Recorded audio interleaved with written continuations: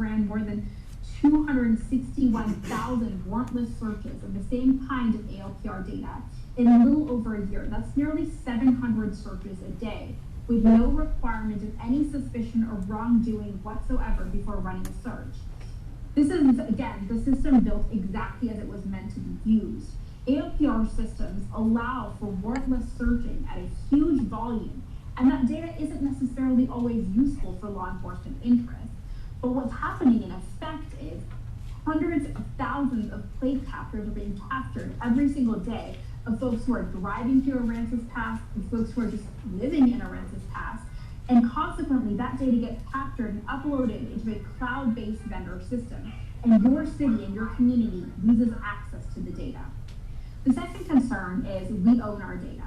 This is something that Flock representatives and vendors often argue, and the answer to this question is yes and no.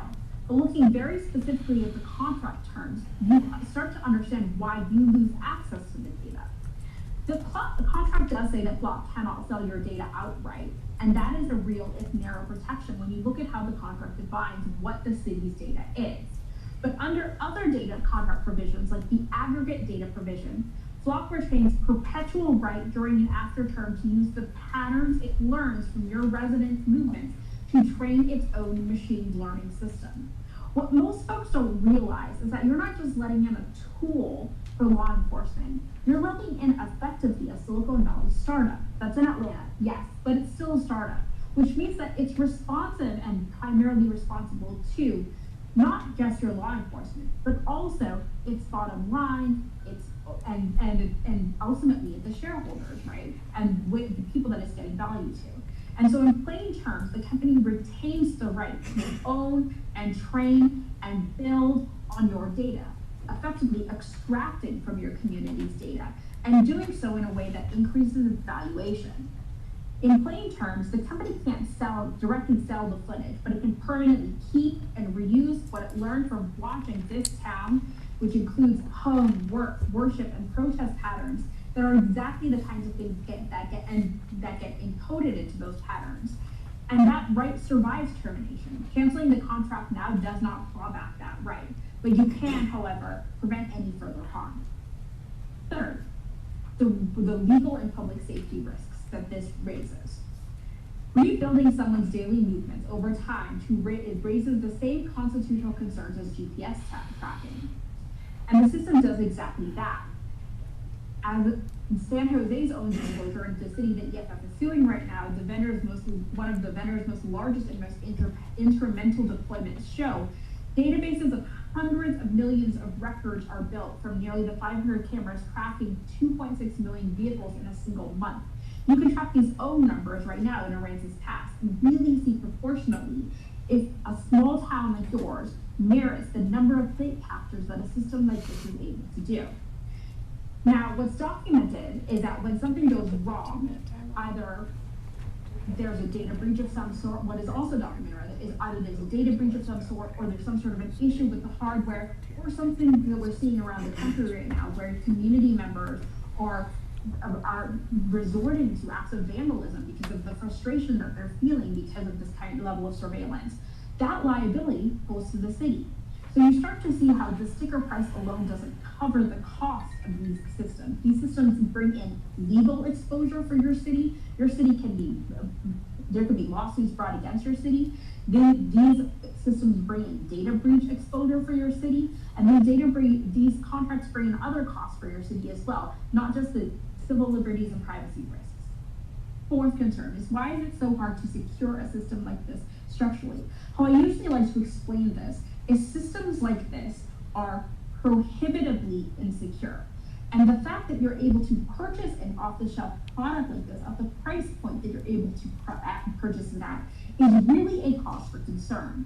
Because the footage lives on Flock's cloud servers, and a third party hosting the city does not control. And the contract makes the outside vendor's warranty the city and sole exclusive remedy. A cloud-host failure is a city's problem, not Flock's. The confidentiality section in your contract lets Flock disclose footage to law enforcement authorities, government officials, and/or third parties under its own good faith standard. And because of the perpetual pattern training rights to survive termination, Canceling this contract doesn't close the door on the data that the company has already captured. A genuinely secureable system means that your department runs its own servers with a dedicated in-house security staff. And that might be realistic for a large metro department, but it's much harder for a department this size. And that gap, not any vendor's intentions, is the risk. Think about how many cities right now across the country are actually able to run their own servers and have a system like this. And pretty quickly, you're going to see the answer to that question is zero, because being able to do so is cost prohibitive without having a dedicated security system, being able to lock down all of the plate captures that a system like this is capturing every single minute. The sixth concern, what the department's own numbers show. Now, law enforcement are often trained by Flock vendors to really tout the efficacy of the system, right? Talking about how effective it is and how useful it is for things like this. But one of the things that law enforcement oftentimes don't reconcile is how this is changing law enforcement behavior, right? This is a very easy tool that they're able to access, able to search through, and really focus their manpower on, and do so without considering what it means to focus only on vehicle-based crimes, because that's what you're able to show results around, or what it really truly means to be able to access this kind of data, which oftentimes is not as precise as getting a warrant and getting cell phone data, but allows there to be just ease of access and convenience. So I want to make this argument using the department's own numbers from tonight's packet. Over the second quarter of 2026, I believe AAPD's calls for service report logged 20 primary and 29 backup calls tagged Flock against 12,000 primary calls this quarter, which means that there's exactly one Flock attributed success story for the entire quarter. That means that the success rate versus the number of plate captures that are happening of absolutely innocent folks that are driving and living in Aransas Pass is absolutely incalculable, right? And against the crime right. So at the end of the day, the system is scanning every car in town, produced one cited case last quarter aimed at the department's smallest crime category. If you look at the other crime categories that the department has and how it hasn't used a system like this ALPR system for those crime categories, you really have to look at the efficacy of a system like this and whether or not it's worth the risks.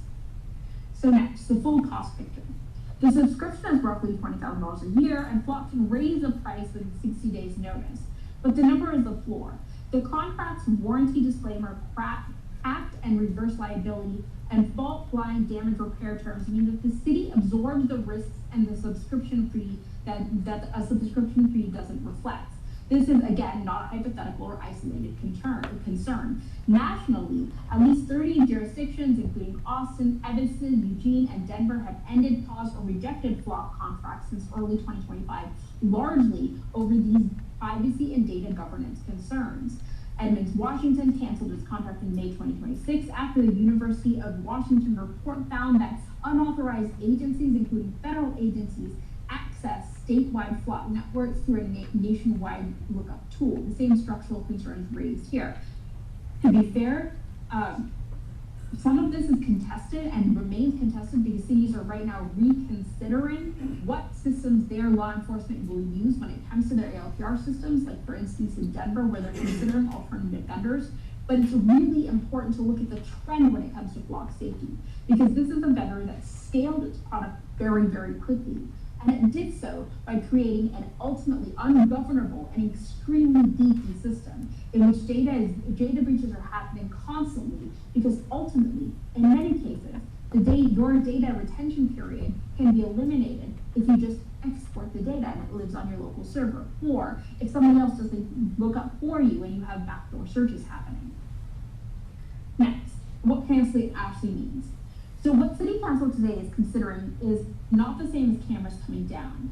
And this is really important because it's really important to track the vendor behavior and how Flock has operated in other cities. The contract itself lets Flock remove the hardware on its own quote-unquote commercially reasonable schedule, and this is left deliberately vague. What you've done by letting a vendor like Flock into your city is allow Flock to set many of the terms. And in other parts of the country where communities have democratically come together and decided not to have Flock contract, Flock's left the cameras up. And they've left the cameras up because they're able to capture that information again onto its cloud-based servers. So if council does vote to terminate, they should require in writing, have a hardware removal deadline, and confirm that all outside access, not just AAPDs, is shut off, and a written confirmation that the data is deleted rather than merely disconnected, entered into the public record with the city clerk. So in closing, here's what tonight comes down to. What the system actually captures, who else can reach it besides your own department, and what the city actually owns versus what Flock keeps permanently. What the department's own numbers say about how little this tool is used for its stated purpose, and what the staying costs are against leaving costs when subscription fee turns out to be the smallest number in that picture. The question here isn't whether or not this tool could theoretically help, it's whether the record in front of you tonight from your own department justifies that risk. Thanks for your time, and I'm happy to answer any of your questions. Do we have the local representative here as well? Okay. Do you mind coming up to the podium and introducing yourself?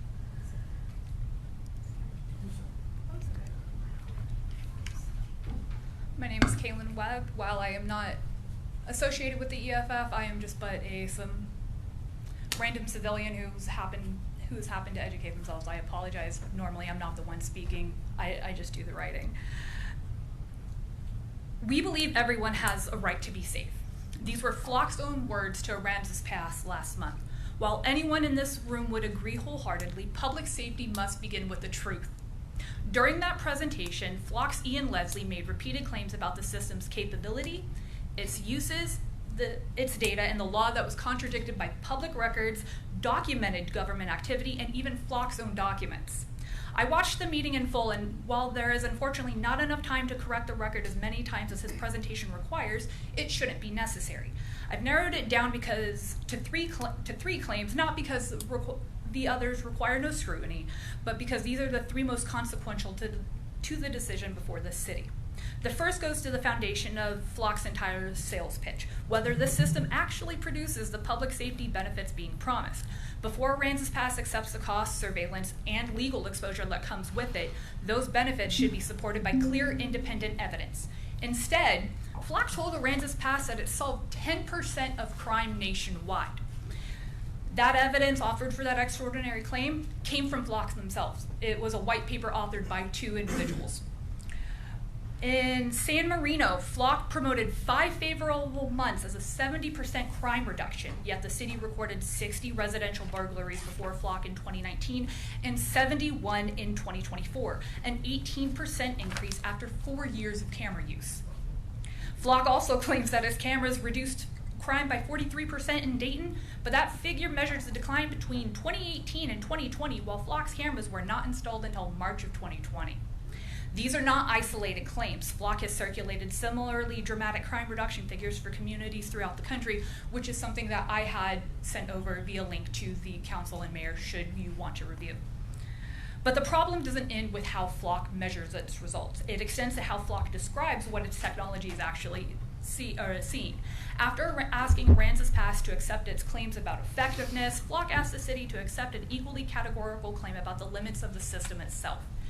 Flock told Aransas Pass that its cameras only track publicly available information about vehicles and that its technology does not capture anything related to race, gender, or personal identifiers. Those were absolute assurances, but Flock's own patent determined that was a lie. It states that when the identified object is a human being, the system may use a neural network to identify different classes of people, male, female, race, etc. It goes further, describing the identification of clothing types and the gauging of a person's height and weight. That's on page 19.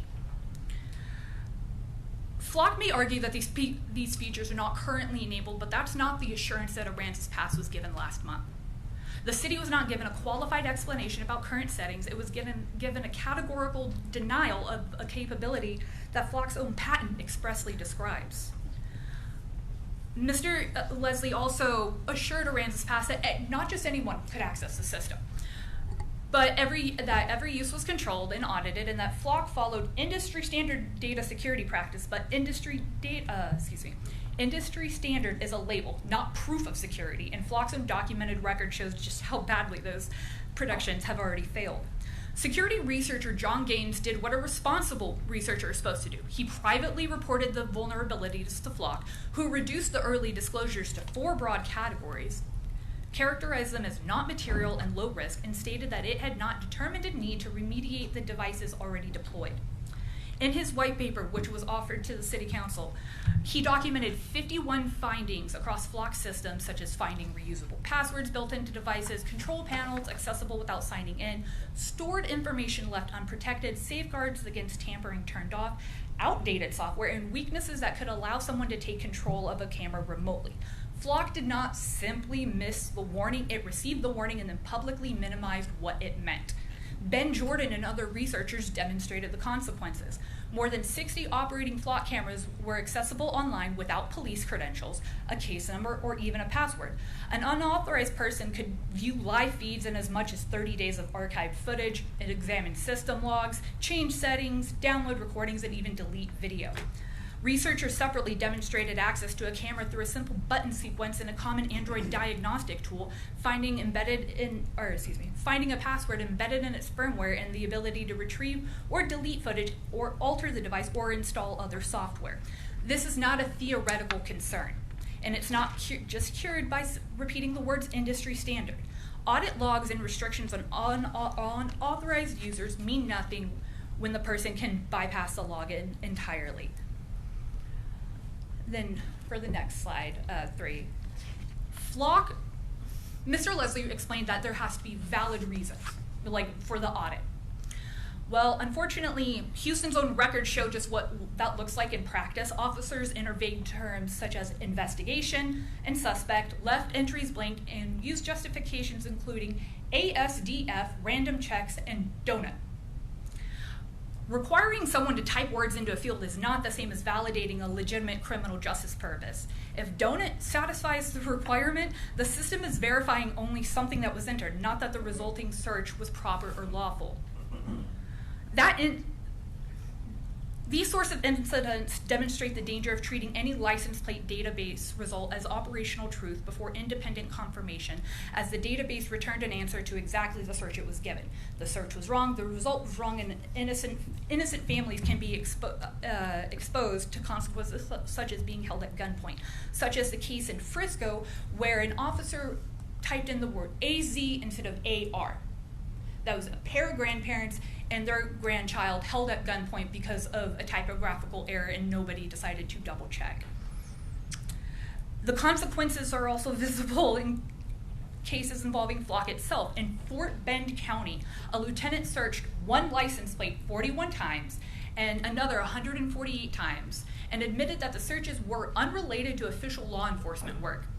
A resident later accused the lieutenant of stalking them and said that the family feared for its safety. In Pasadena, a sergeant has resigned while under investigation for allegedly using Flock to monitor and stalk a fellow female officer.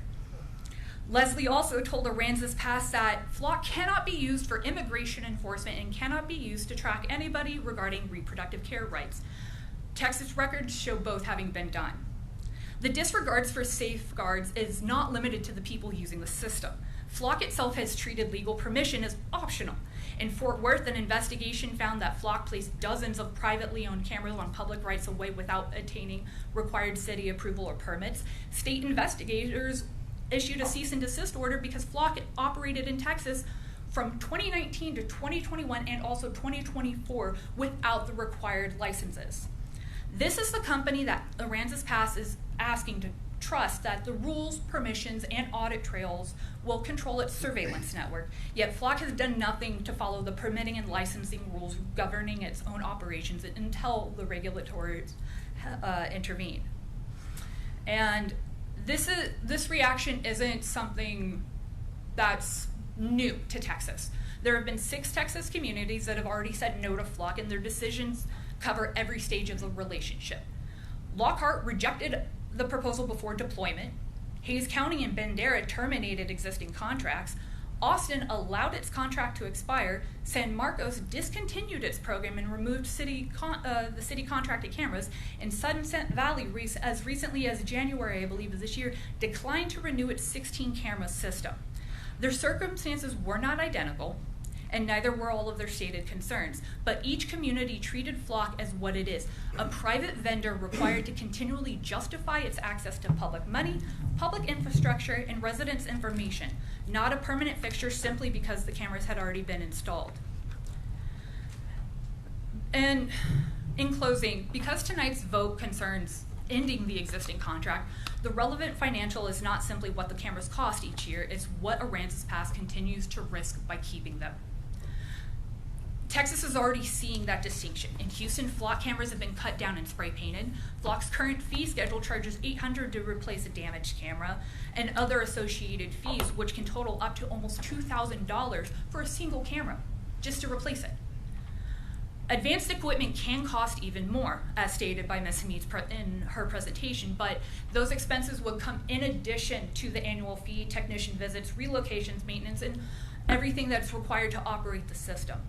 And then, unfortunately, there are the costs that are associated with something like trying to protect this in advance, responding to an improper search, investigating exposed information, defending a wrongful detention, processing record requests, or answering a civil rights claim. Those costs do not appear on a Flock invoice, but they would still belong to the city and its taxpayers. Most importantly, a damaged camera has a replacement price. Damaged public trust does not. This vote isn't just about whether this system works, it's whether this is a company you can rely on to be honest with you. The information originally provided by Flock has been shown to have been incomplete, misleading, and at times plainly untrustworthy. If a vendor is willing to misrepresent facts to secure or maintain a contract, that alone should give this council serious pause about continuing any business relationship. Reconsidering a vendor when the evidence changes is not inconsistency, it is responsible government. Aransas Pass does not need to wait until one of its own residents is improperly searched, until a false result puts an innocent family in danger, until collected information is exposed, a lawsuit filed, or until taxpayers receive another bill. Nothing about responsible public safety requires the city to become the next case study. Once a risk has been documented, waiting for it to become local harm is not caution, it is acceptance. Safety cannot rest on the claims that do not survive scrutiny, and trust cannot be written into a contract after the company asking for it has failed to earn it. The question before you is whether Aransas Pass should continue the relationship. The record has answered. The answer should be no, and it should be a decision made in direct response to the voices of your own residents, who have already come before you and asked that these contracts be ended. It should not take outside information or outside pressure for that request to be taken seriously. Your residents have engaged with this process in good faith, raising concerns clearly and directly before this council. Their input is not incidental. It is central to your responsibility as elected officials, and it should carry decisive weight in the outcome of this vote. Thank you. Thank you, ma'am. Thank you. Okay. Well, I guess that'll be the end of that presentation, and we're going to skip the next announcement and go straight to 11.1, which is an action item, and it will be to consider and act on terminating the agreement with the Flock Group Incorporated for a license plate reader, camera system, and associated services, authorizing the city manager and city attorney to take any necessary action related to the termination.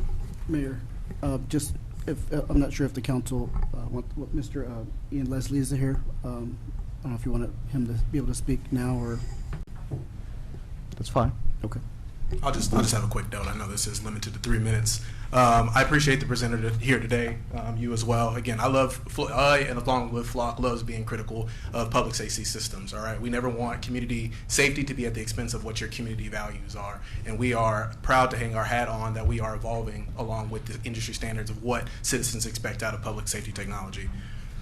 The lady here today, well documented, listed out a couple cities who have canceled their Flock contracts, again, due to civil liberty concerns, transparency concerns, and they just generally want information. Out of that 50, that's part of the democratic process, right?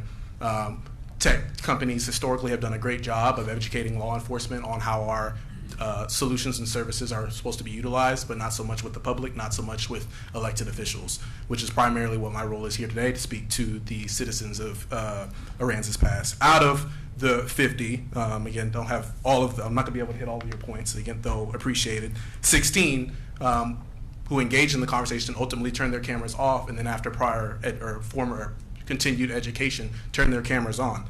That list concludes Auburn, Washington, Colby Dan, Washington, Everett, Washington, East Wenatchee, Washington, Richmond, California, Mammoth Lakes, California, Stanwood, PD, Washington, butchering this, Montansano, PD, Washington, Centralia, PD, Washington, Sayla, PD, Washington, Grant County, Sheriff's Office, Douglas County Sheriff's Office, Everett PD, College Place PD, as well as cities who wanted to ensure that the technology is being used to replicate their community values, has reinstated their contracts, such as Cleveland, Ohio.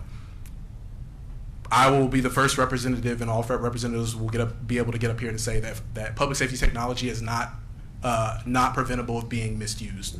What the topic of concern that many residents and many community leaders want to be emphasized is what are the guardrails and privacy protections that are built in to catch those systems.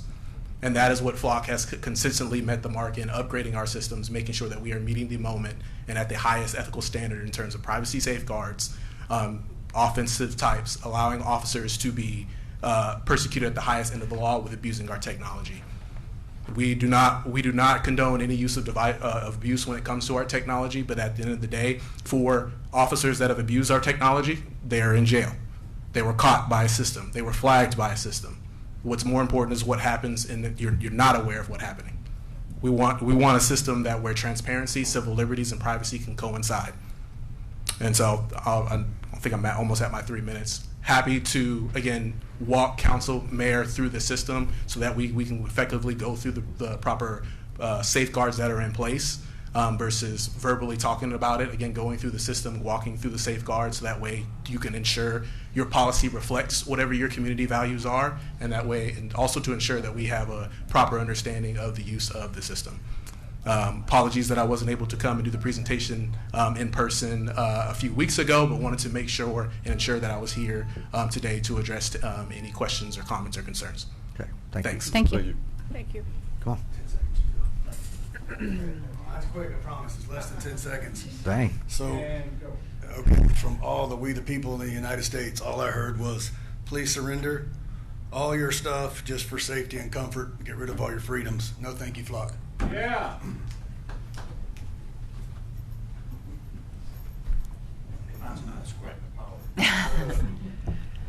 Thank you for considering and hopefully canceling the Flock contract. The chief will say these systems are just tools, and sometimes tools help. History shows that tools introduced with good intentions can end up doing more harm than good. DDT was once praised, asbestos once praised. We have a long record of embracing technology first and asking questions later.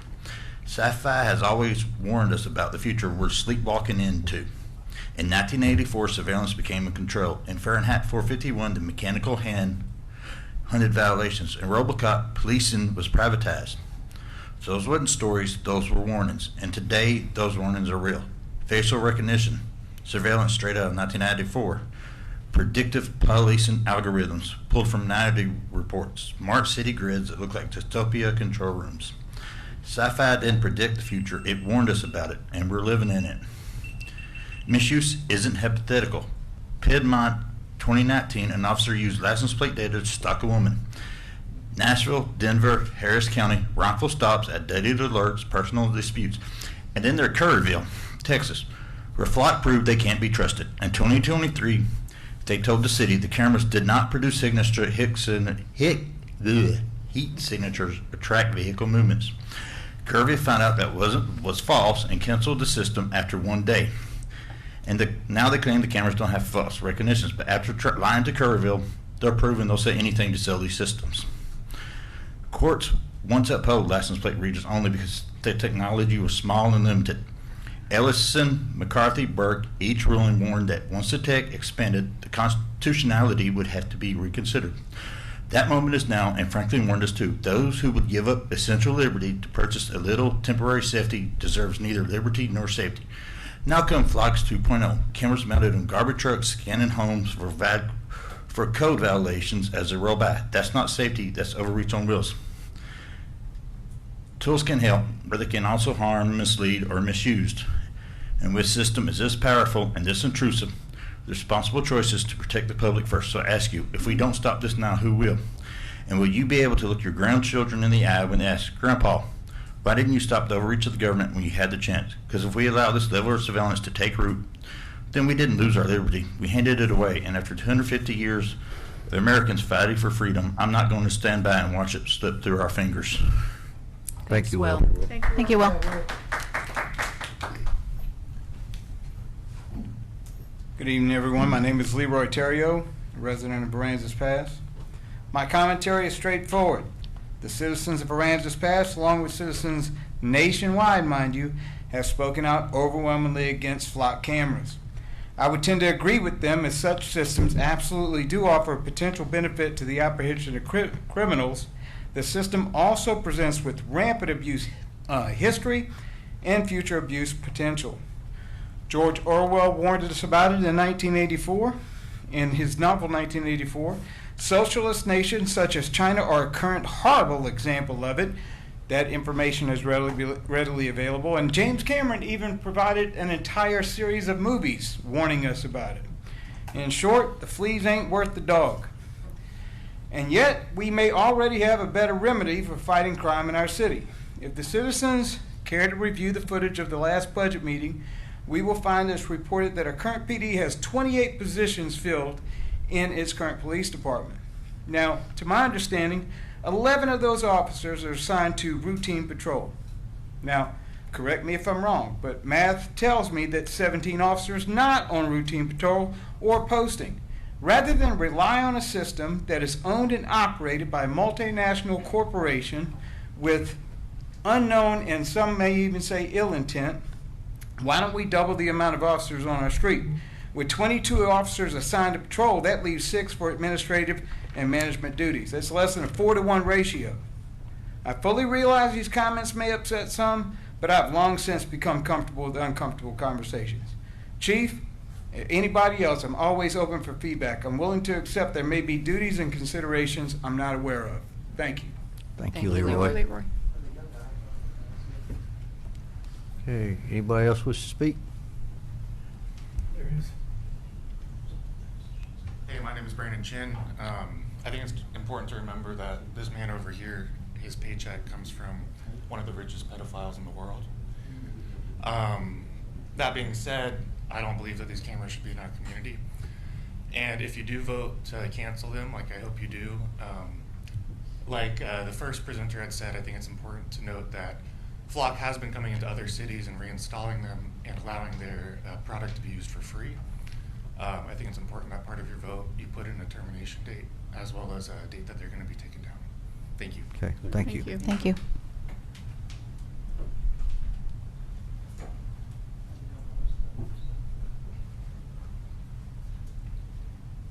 I just want to offer material and labor to bag the cameras if Flock doesn't want to remove them. Thanks. Thank you. Thank you. Okay, anybody else wish to speak? Nobody? It's all good. Okay, I'd like to make a motion Okay. on terminating the agreement with Flock Group, Inc. for the license plate reader, LPR camera system, and associated services, authorizing the city manager and city attorney to take any necessary action related to the termination. Could we also put in there maybe a date they can have them down, or whatever you legally can put in, to make sure that it's Yes, we done can make timely? And that they receive a written,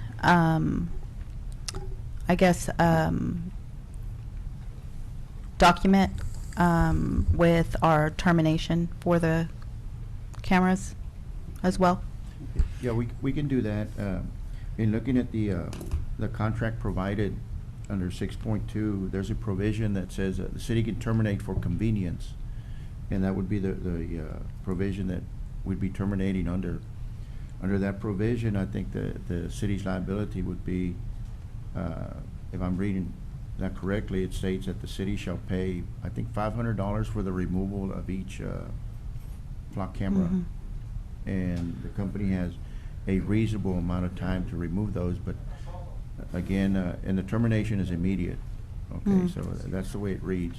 It's still cheaper than the 30,000 or so that we're paying for that subscription a year. Exactly. Agree. And that's the extent of how much Yeah. dollars would Now- be out. Now, I reviewed a couple of documents. One of them was generated back in 2022 when it first originally was signed by the prior chief. I think it was signed back in October of 2022, and that was for 24 months. Okay. And it said that if that contract wasn't terminated within a year prior to the termination date, then it would automatically renew for another year, right?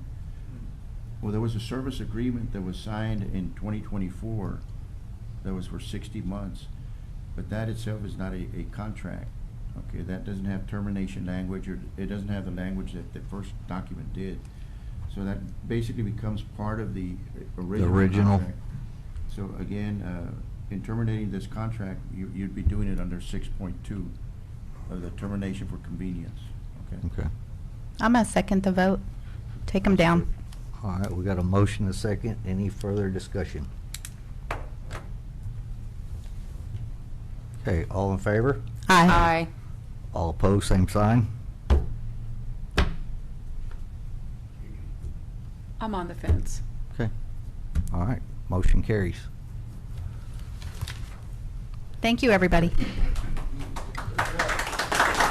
All right. Now we're going to move into announcements, and the Aransas Pass Fire Department will host its annual open house on Thursday, August 6, 2026, from 5 p.m. to 7 p.m., featuring fire safety education and child car seat safety checks. I'm gonna just tell Ms. Hamed goodbye for us, and thank you Okay. for your time. Thank you. Bye-bye. Thank you. you. Thank you for your guys. presentation. Thank you. I didn't realize she was still on there. Let me get back to the agenda, sir. I do have an announcement. Yes. Mr. Jim Winkleman was appointed as our new city manager last Thursday. Oh, yeah, I thought I knew that guy. Jim Winkleman, if I can I'll give him a quick little intro, then if you'd like to come to say a few words. Jim Winkleman was the city administrator and municipal judge for the city of Comanche, Texas, bringing more than 25 years of leadership experience in finance and public administration.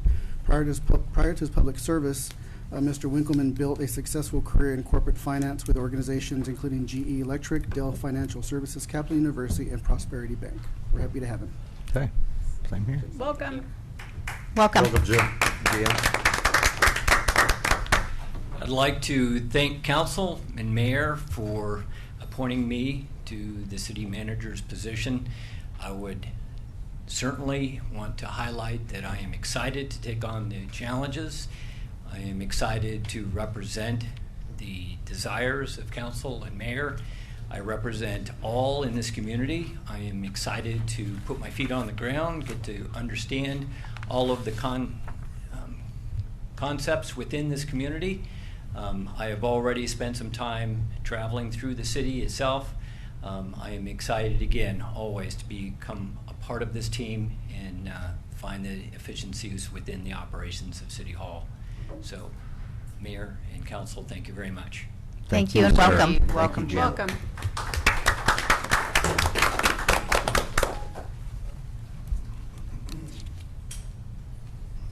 Okay. And I guess right? Okay. Okay, now we're going to move into a public hearing. This will be a public hearing for a request to renew a conditional use permit by applicant Richard Titus to keep a recreational vehicle on the premises during the construction of a residential building. This property is located at 624 South Rife, more particularly described by San Patricio County as property ID number 36173, City of Aransas Pass, Town Site, Block 443, Lot 2627, and it is 6:45 p.m. and I declare this public hearing open. Evening, Mayor and Council. So, quick rundown on this item. Basically, it's been here before.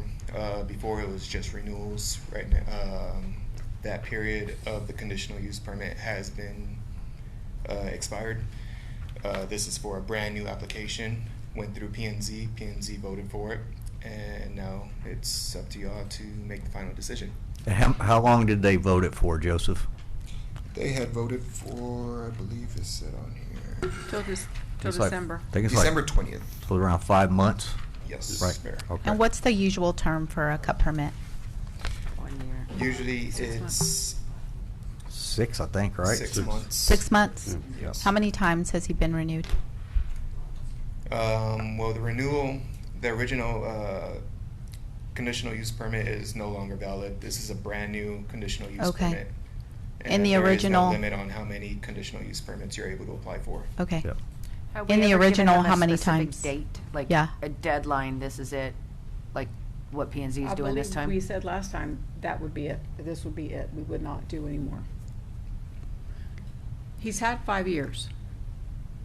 And I do remember specifically at a meeting, a lady was very ill. And she wanted to have an RV on her lot for her brother to live there to take care of her. City council didn't give her 6 months. We've You know given what, Mr. Lulu? Titus 5 Honestly, years. that was the wrong of the city council because we, Uh, we should not, well, I wasn't here, but Well, nobody Yeah, should have and- allowed that to Well, happen. and we're kind of venturing off. We do got to stay on this item that deals Well- with Mr. Titus. I understand the original conditional use permit, how long it had gone for, and it expired, like I said. But at the same time, we are not able to put a limit on conditional use permits, how many times our residents go apply for them. On that note, also, our P&Z board did vote for it, so this is the reason why it's here today. Thank you. All right, thank you. Thank you. All right, come on, Miss Carol. Carol Salinas, Aransas Pass. I'm a member of the P&Z board. I just want to clarify, this is not an issue of having the RV on the property. This is an issue of him living in the RV, which at one time was 6 months, and yes, it's been renewed and renewed and renewed, and this is now considered new because he let the other conditional use permit expire. So yes, this is new, but it's not a matter of having. To me, the agenda was a little confusing. It's not a matter of having the RV on the property, and it's not a matter of how long it takes to do the house. It's a matter of the fact that he is living in the RV, which is prohibited by the codes. Thank you. Thank you. Thank you. Thank you.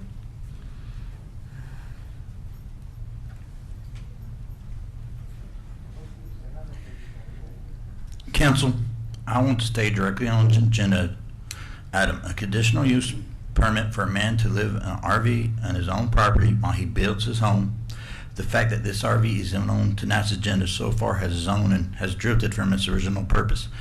The RV is not a public safety threat. It's not a health hazard. It's not a nuisance. It's a man staying on his own land during construction, something Texans have done for generations.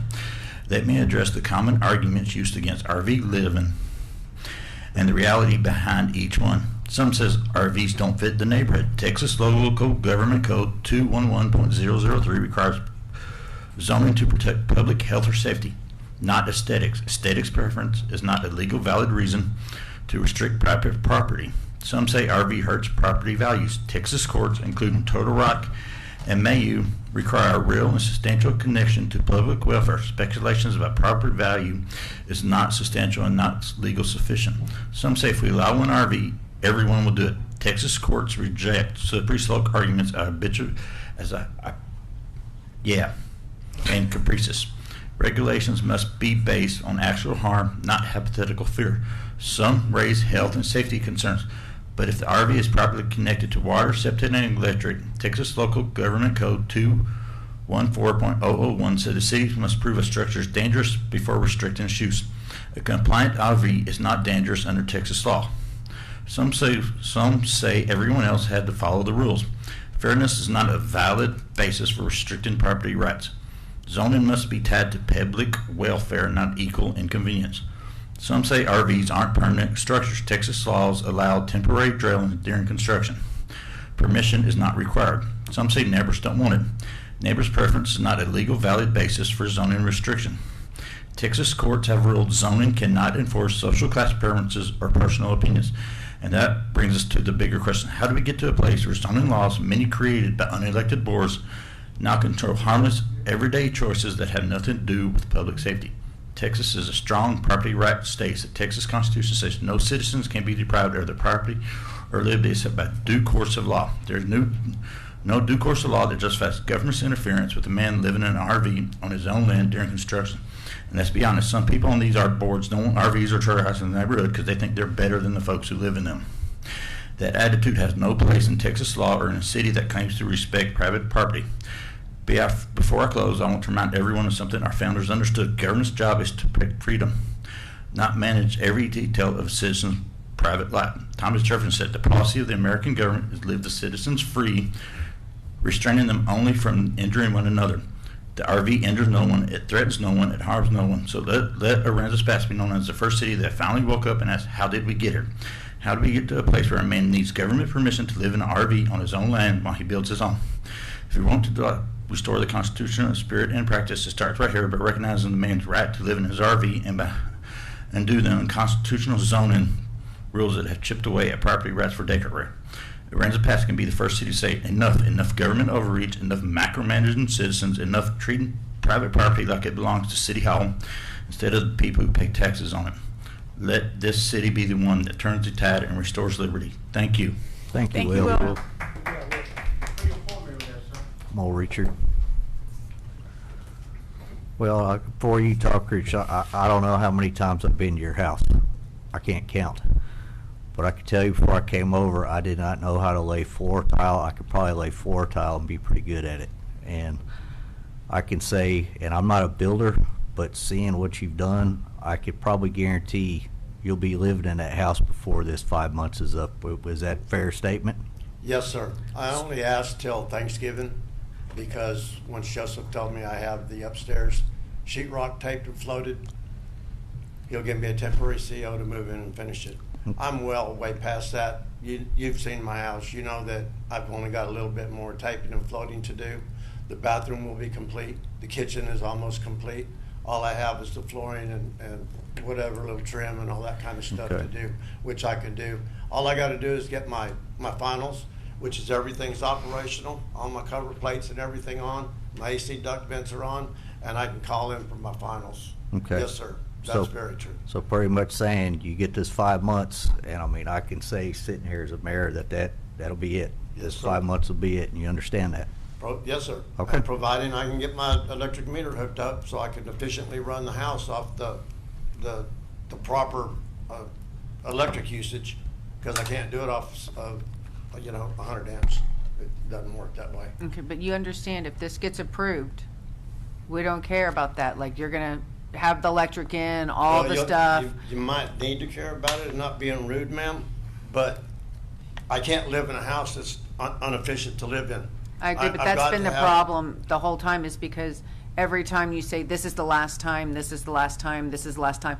I am not about kicking any man out of a home. Nobody's trying to do that. It's more the aspect that we keep hearing the same story. So if you can say, I will be done, I don't think there's an issue. I've already been saying I'll be done with the upstairs by then. That's where I live at. That's the only livable part of the house. I don't live in the garage. I won't live in the little bedroom that's downstairs or use that bathroom. So if you give me they gave me till the recommendation from planning and zoning was December 20th, which was gracious. And thank you again, Marion. And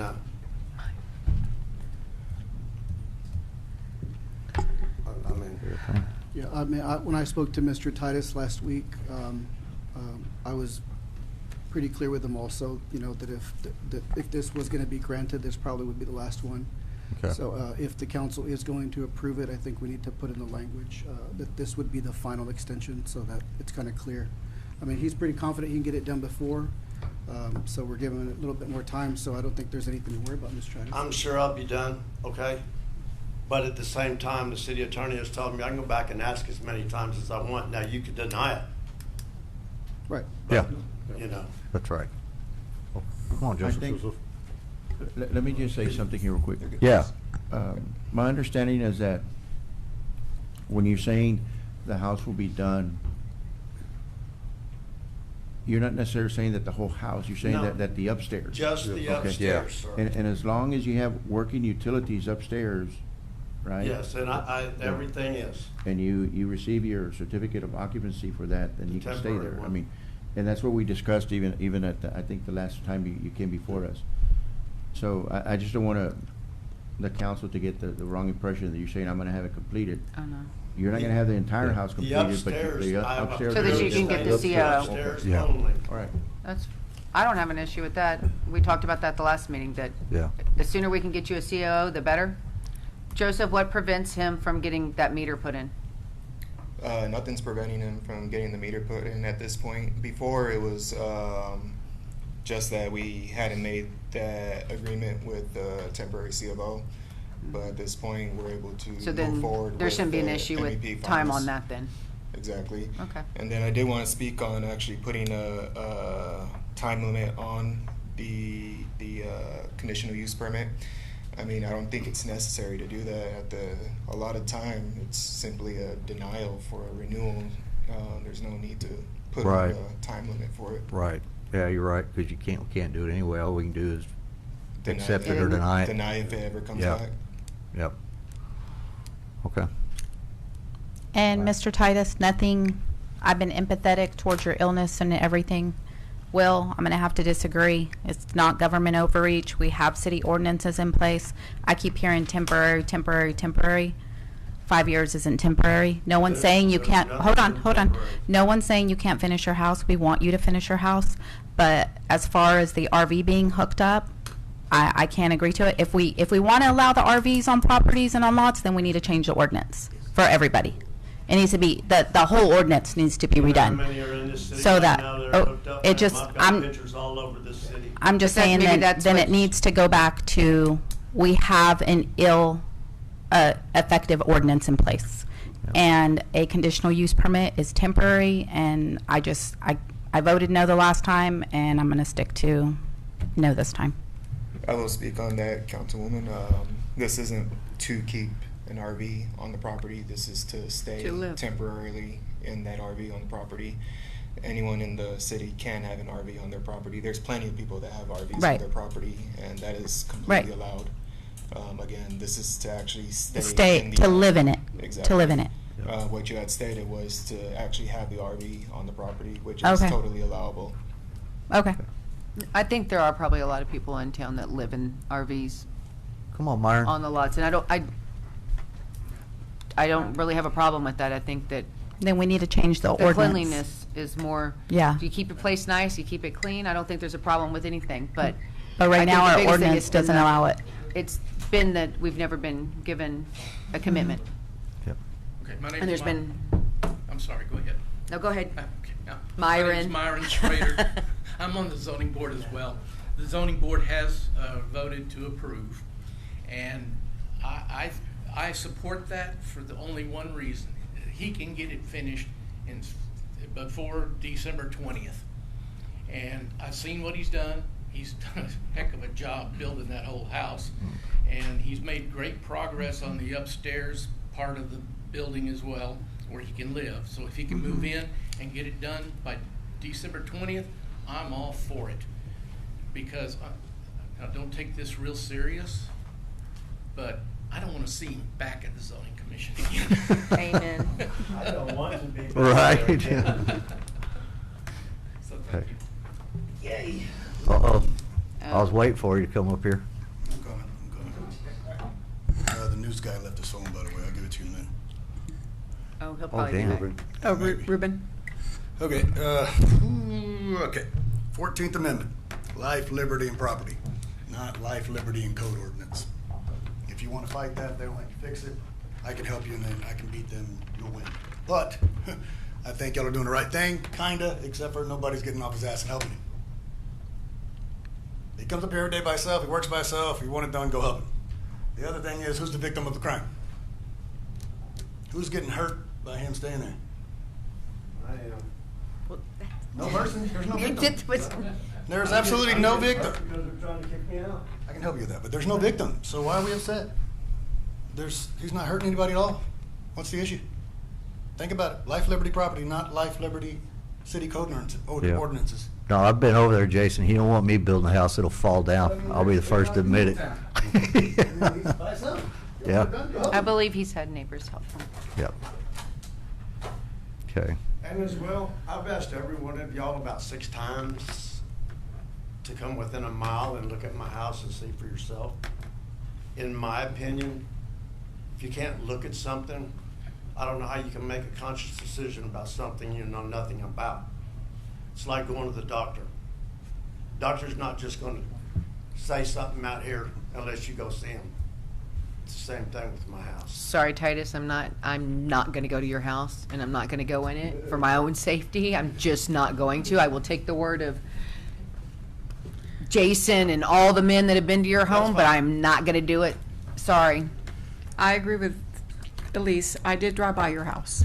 Driving by my house doesn't tell you what the inside looks like, ma'am. I would agree, 100%. But that's not what this is about. No, this is about, we have an ordinance in this city that says you cannot live in an RV on your property. We made concessions for you for 5 years. And I specifically asked you for a timeline last September, I believe, of a construction phase of how you plan on intending to finish this project. Then, and even back last time you were here, you couldn't give a timeline. I don't know, 1.5 years, 2 years. It was always 1.5 years, 2 years. So I'm very, very grateful that you're saying you can get it done by December. The upstairs only, And not the entire house. I understand that. I'm very grateful that you're saying you can get it done by Thanksgiving. We're giving, or planning and zoning gave you an extra month. More than fair. With the understanding there will not be any more extensions, as the city attorney said, and your mayor. Change the religion Amish. Can I make a motion? All right. Well, I gotta close this one out. Okay, I guess anybody else wish to speak on this item? Okay, come on, Miss Carol. Carol Salinas again, Aransas Pass, P&Z Board. We don't care about his house, how good it is, or how long it takes to finish. That is not the issue. The issue is living in the RV. And the issue is that we have an ordinance that says that you cannot do that. I agree. If we want to allow people to do that, then we need to go in and look at the ordinances and change those. But as of now, the ordinance says it cannot be done. And you can keep an RV on the property. That is not the issue.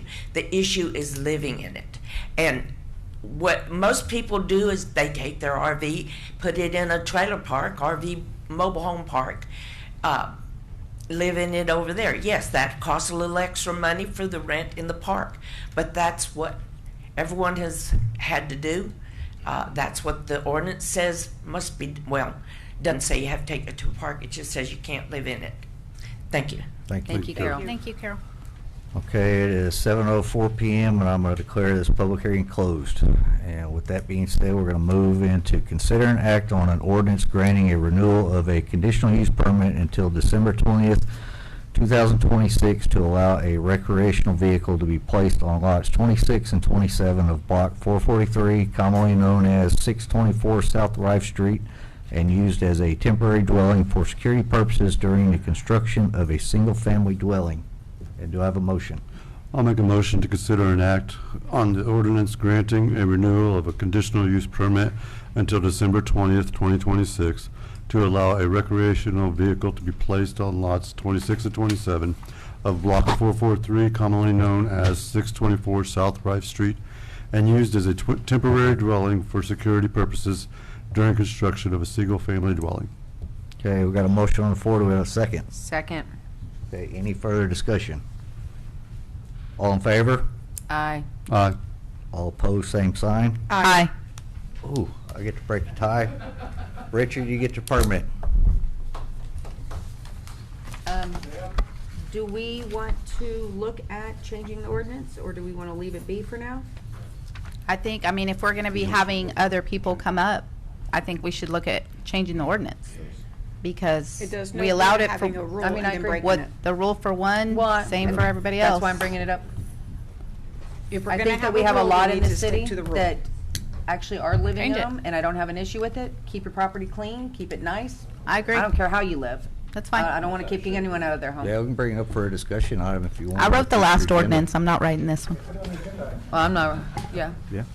So, and it doesn't have to be No, you right put it like as the a- next meeting, but maybe a as a future meeting, discussion let's item, yeah. look at changing that ordinance and, Yeah, you can put it, yeah, if you want, Yeah. put it as a discussion item. yeah. I'm good Okay. with Put it that. as a discussion, and then if we get enough people, then we'll look at changing it. Sure. To allow, like, as an RV to be hooked up to city utilities, but one per, not like 5 on one lot, like one. Mhm. Yeah. You good, Richard? No, but it'll go for a discussion first, May I make not for a action. statement, Please.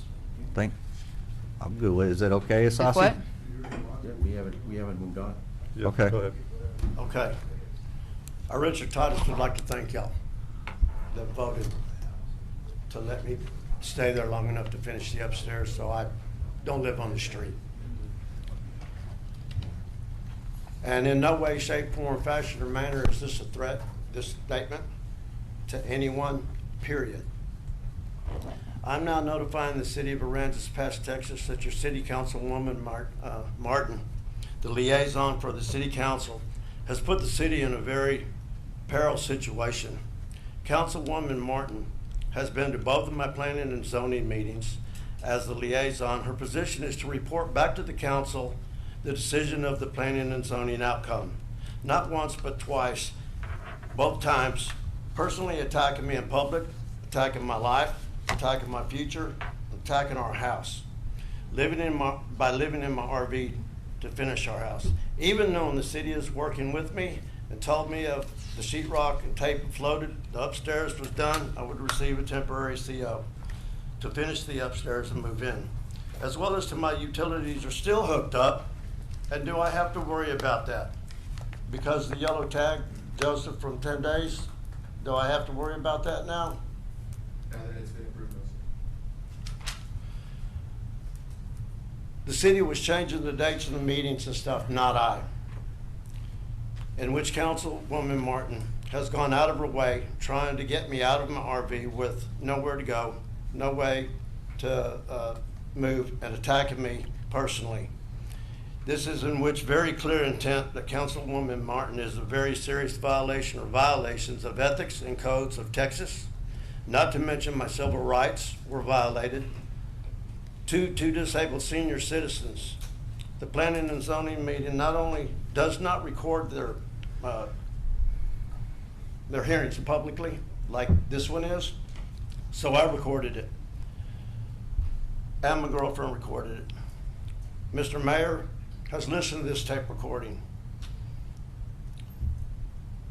These actions of an elected official are grossly unethical, unnormal, unhumanitarian, as well as unacceptable in any situation. And as far as my opinion, Councilwoman Martin's conduct is so unbecoming of an elected official that she should no longer be able to have the right to say or vote on anything that involves my name in this city. Thank you. Richard. Okay. Agenda memo through there. Now we're gonna move into citizens' comments.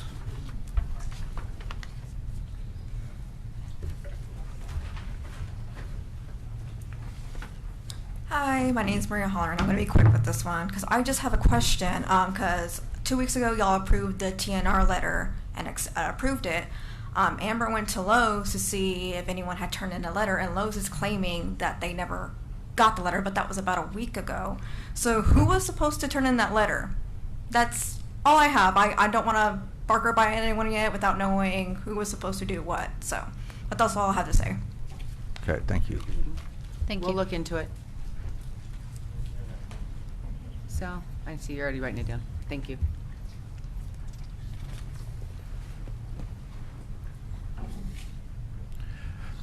A friend of mine heard this at a local event and passed it along to me because I live in Aransas Pass and because they knew I care about this town. Aransas Pass is the sleeping giant of the Texas coast, but the city leadership won't get out of the way. That came straight from a citizen who lives and working here. And it stuck with me because every one of y'all has said something to this. I'm not a politician. I just want Aransas Pass to be better. I believe that. I truly do.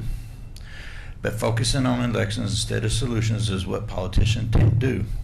The towns need leaders who put Aransas Pass first, not their own political safety. And I say this respectfully. Folks in this community can tell when you're genuinely hearing us and when we're being maneuvered around like pieces in a strategy game, including stacking extra meetings and added extra presentations to drag out or derail a vote so you don't have to publicly stand by certain decisions or not make them. At some point, listen to the citizens turned into sidestep and tough choices, into waiting, into avoiding the responsibility that comes with the seat you hold. So let me close with this. People in Aransas Pass know when their voices matter and when they're being used to buy time or dodge accountability. We're not interested in being moved around. We're interested in being included. And this city needs leadership willing to stop worrying about re-election and start choosing what benefits Aransas Pass in the long run, even if that choice costs you your seat in the short run. When cooperation replaces political maneuvering, this community will advance faster than any of us imagine. We're prepared to do our part. We just need you to quit the games and step into the real leadership. Do that and Aransas Pass won't stay a giant much longer. And if you don't, the people will. Thank you, Will. Thank you, Will. Thank you. Anybody else wish to speak?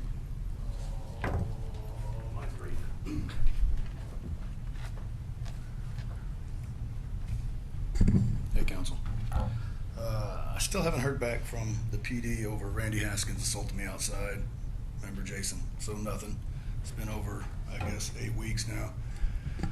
To the point where I'm going to strap a pallet on my chest so they'll come and talk to me, I guess, because I don't understand why they're ignoring me. But if assault's okay, why are we worried about somebody living in an RV park?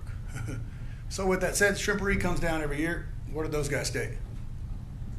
I don't know where they're staying this year. But they do stay in town in RVs, Yeah. right?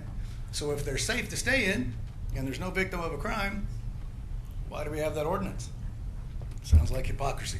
Good point. Right? Think on it. Remember the 14th Amendment. Life, liberty, and property, not code ordinance. Thanks, Jason. Thank you, Jason. Anybody else wish to speak? Oh, he was here. He's in the back. Oh, there he is. Hey, anybody else wish to speak? You're welcome. No? Everybody good? Okay, then. All right, now we'll move into, we got any, staff reports and other discussion items. And I think we got all the quarterly reports. I guess we'll So move all into the, the budget. So all the monthly reports were submitted to you all ahead of Right. time. We did get the Economic Development Consultants report a little late, but you have that in front of you. We also uploaded it digitally. So Mayor, if the council's satisfied, we can move on to the budget preview. Okay. I do have Sandra Garcia online. She's going to go over that with us. And just to preempt what she's going to say, this isn't our budget. Right. All this is from what the council prioritized. We met with, we had a week's worth of meetings with each department, basically heard them out. We applied their asks, puts them into the software. We're using last year's revenues numbers. She'll go over all that stuff, but I just wanted to kind of freak out, like, this is just the starting point. Right. And after the 25th, we get our revenues in, or some idea of what the revenue is going to be for next year. So, yes. Yeah. Hello, can you hear me now? Okay. Okay, I'm going to put Sandra on. Okay. Go ahead, Sandra. Okay, hi, good evening, Mayor and Council. Hey. Before you is just a budget overview summary that I prepared based on the meetings that the city manager had with the department directors. As you can see on the second page there, the two biggest funds that would concern us would be the general fund that has a $418,000 deficit at this time, and the water and sewer fund that has a little bit over $1 million deficit. Right now, we're trying to see where certified property tax values are going to be coming in at. That they're going to be certified on the 25th, and by then we'll be able to plug in better data on the property tax side. Right now, we're currently using the current revenues as projected for the year for 2026 and 2027. On the second page, you'll see your anticipated revenues of a little bit over $27.6 million. Your anticipated expenditures overall are $33 million. Like I said, the general fund balance is going to be at about $6.6 million. The concerning factor is the water fund, which has a deficit of a little bit over $1 million. This is really significantly due to the water restrictions that we're currently experiencing there in the city. We need to address this. Most of this $1 million deficit is bond payments. So we're going to see if we can reallocate some of those bonds to the INS side and see if the property tax rate will allow that without having an increase on the rate. This budget overview does not include any capital projects. There is no capital projects included in here. If you are to do any capital projects aside from paving streets, my recommendation is for you to issue some kind of short-term tax note depending on what projects you're looking at. There is no COLAs or no new positions budgeted here. We are transferring almost $339,000 from the Harbor Fund to the Aquatic Center to be able to cover the deficit, because that fund always does, run at a deficit. We're still waiting. I want to point out that we're still waiting for the budgets for the MDD and the crime control. What I did for this budget overview is I just basically plugged in their numbers from last year into the budget right now, but once we have approved budgets from them, we'll go ahead and correct and update that information as well here to give you better, hopefully in the next time that there's a presentation, these will be better, more accurate numbers. I don't know if anybody has any questions. Hey, Sandra, this is Jason. I'm going to ask you about my favorite word, but I know I can't answer that because I don't have certified values yet. Oh, not that one. This is a joke. I was going to ask you what is our debt capacity? That favorite word of mine right now. Right now, our debt dropped by like $800,000. No, I mean how much are we able to borrow? Like, what's our capacity right now? You're going to be able. I don't want to give you a number. I would have to talk to Samco. You can. Yeah. I'm assuming you're looking at projects for the water infrastructure project that you're looking at. Is that correct? Yeah, pretty much. It's overall like what we can borrow. You will be able to issue somewhere, if not in the neighborhood. I would say safely say you could issue in the neighborhood of what we issued for the fire department. Okay. $16 million, I would think, without blinking an eye. Without there being an increase, your debt is going to considerably start dropping in the years to come. So you will be able. It all is going to depend on how you structure the debt payment. Right. Like if you're going to issue debt in the next year, I would suggest let's put in interest only and do principal and interest payments in a couple of years when your debt drops even more. Because right now, from this year to next year, your debt payment is going to drop $800,000. Right. The following year, I think you're going to have a bigger drop. Right. And then it's just going to start going down. Right. Okay. All right. Okay. Thanks a lot, Sandra. Yes.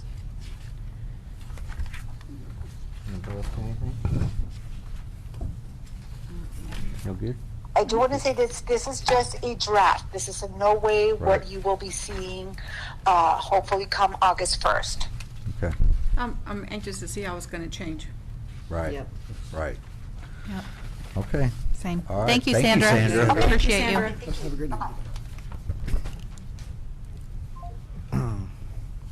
Okay. All right, now we'll go on to the next item, which will be regulations for gray water and used oil disposal for mobile food trucks. I think that was yours, wasn't it, Lynn? Yeah, come to find out, we need to just nix that. With the state taking over, there's Okay. no possible way that we can find. Currently, I am still researching it, but let's just take that off the table for now. Okay. Yeah. Okay. All right, now we're gonna move into discuss, consider, and take possible action on the removal of MDD Board Vincent Cluss, effective immediately. Councilmember Ruth Camarillo Smith. So I'm bringing this just because I have attended some of the MDD meetings in the past, and this is in no way anything towards Mr. Cluss.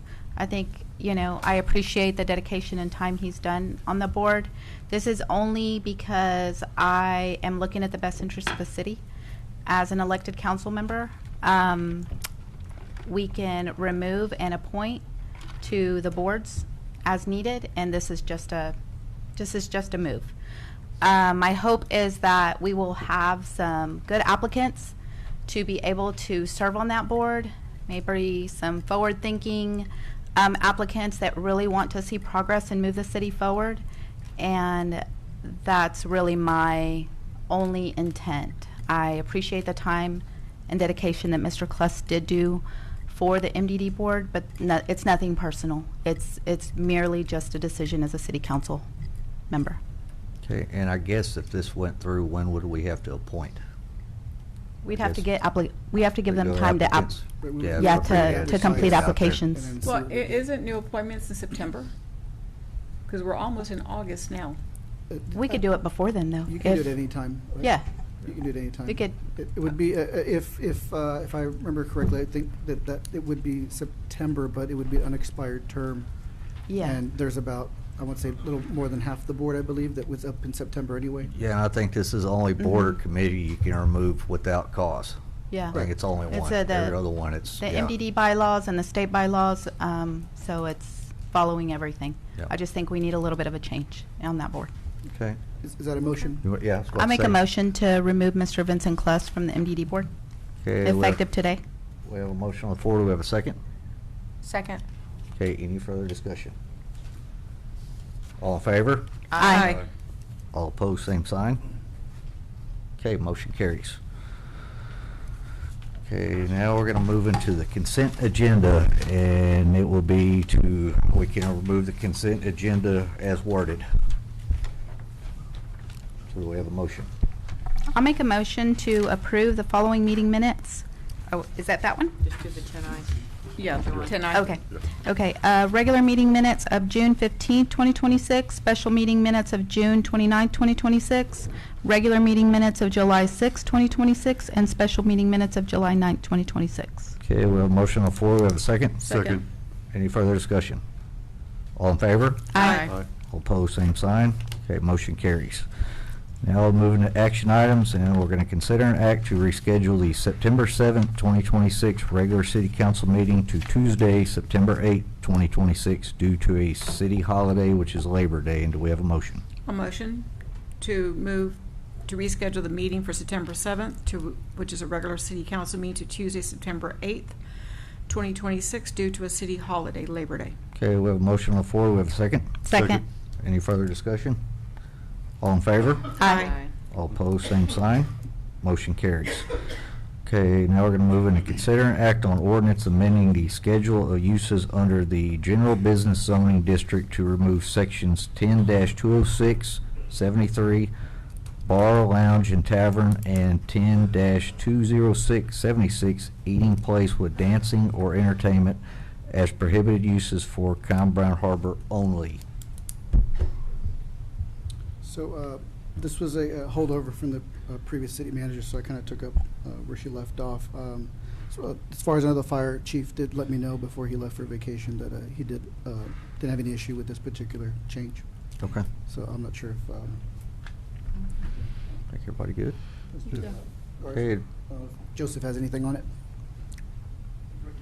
Oh, I don't think so. Done talking. I'll make a motion to consider and act on an ordinance. Who's gonna talk? Oh, Joseph. Oh, sorry. I didn't see you. Come on, Joseph. Come on, Joseph. You're like, no, I don't want to talk. I mean, it's in the title. You have nothing to say, do you? It's in the title. It's in the title. Basically, they were wanting to remove the the prohibited part above